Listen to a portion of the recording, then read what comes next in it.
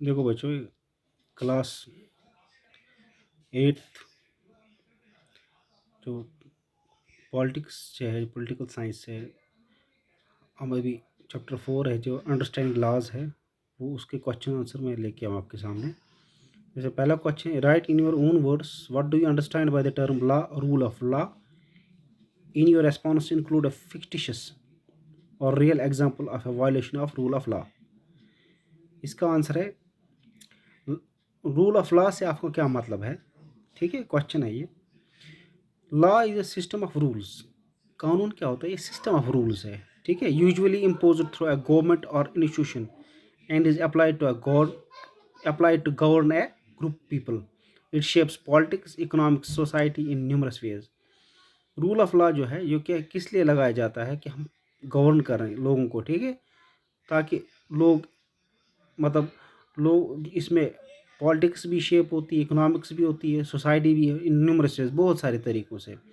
Common example इसमें क्या है? Violation of rule of law can be seen on roads. जैसे आप violation of rule of law roads पे देख सकते हो।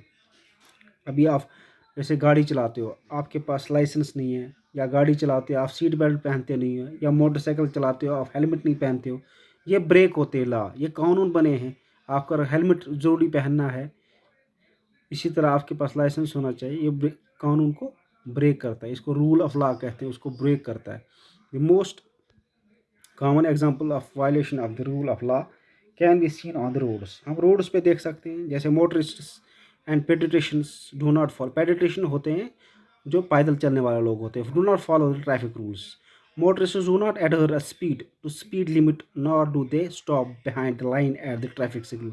जैसे मोटरिस्ट्स जो भी हैं, चाहे छोटी गाड़ियाँ हैं, टू व्हीलर है, ये क्या करते हैं? पेडिट्रेशन जो ट्रैफिक सिग्नल है उस पर रुकते नहीं है। कुछ लोग इसको रूल ऑफ लॉ कहते हैं, ब्रेक करते हैं। पेडिट्रेशन जो होते हैं रास्ते पे चलने, रेयरली यूज जेब्रा क्रॉसिंग। जो जेब्रा क्रॉसिंग होती है वो पेडिट्रेशन के लिए होती है। ठीक है, वो क्रॉस कर सकते हैं रोड का। आपने देखा होगा जेब्रा क्रॉसिंग की तरह वाइट और ब्लैक जो मार्क लगे होते हैं रोड पे, रोड क्रॉस करने के लिए, उसको जेब्रा क्रॉसिंग कहते हैं। वो भी इस्तेमाल नहीं करते हैं पेडिट्रेशन। ठीक है, cross it will causing harm not only to themselves but also to other road users. जिसकी वजह से उनका खुद का नुकसान भी होता है और बाकी लोगों का भी नुकसान होता है। अब दूसरा question, state two reasons why historians refute the claim that the British introduced the rule of law in India। दो रीजन बताने हैं जिससे क्या होता है। जो जो हिस्टोरियन थे उन्होंने रिफ्यूट किया जो क्लेम को, जी या British introduce rule of law. British उन्होंने क्या किया? रूल ऑफ लॉ को लाया। पर दो रूल क्या क्या क्या थे वो?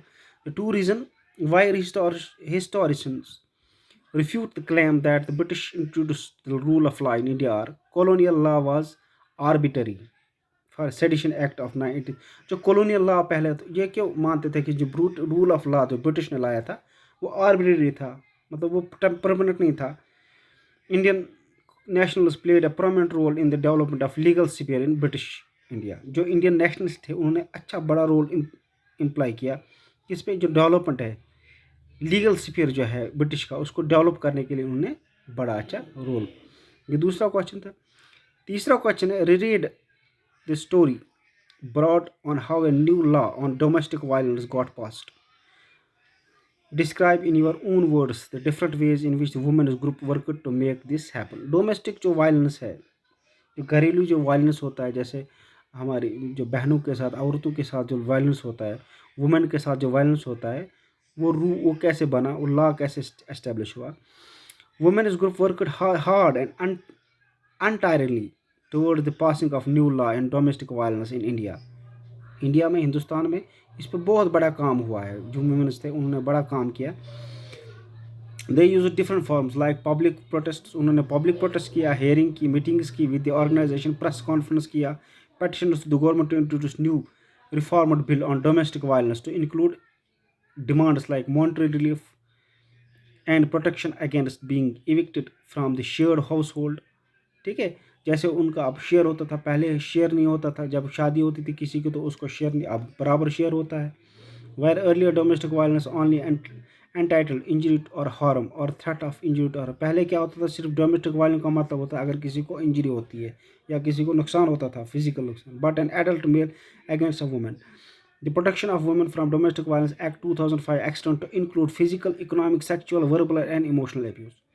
फिर जो डोमेस्टिक वायलेंस एक्ट 2005 में जो हुआ, पास हुआ, उसमें सारा इंक्लूड हुआ है। जैसे अगर फिजिकल किसी के साथ वायलेंस होता है, हाथापाई होती है किसी वुमन के साथ, या इकोनॉमिक, उसको इकोनॉमिक वीक कर, मतलब उसको किसी इकोनॉमिक पैसों की वजह से, या सेक्सुअल या वर्बल या इमोशनल अब्यूज़ करते हैं किसी को, उस पे लिए लॉ सख्त बनाया है।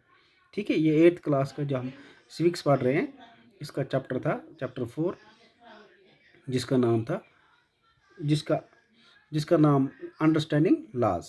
ठीक है, अब हमें 3 क्वेश्चन किए अभी, इसके बाद हम कंटिन्यू करेंगे आगे भी।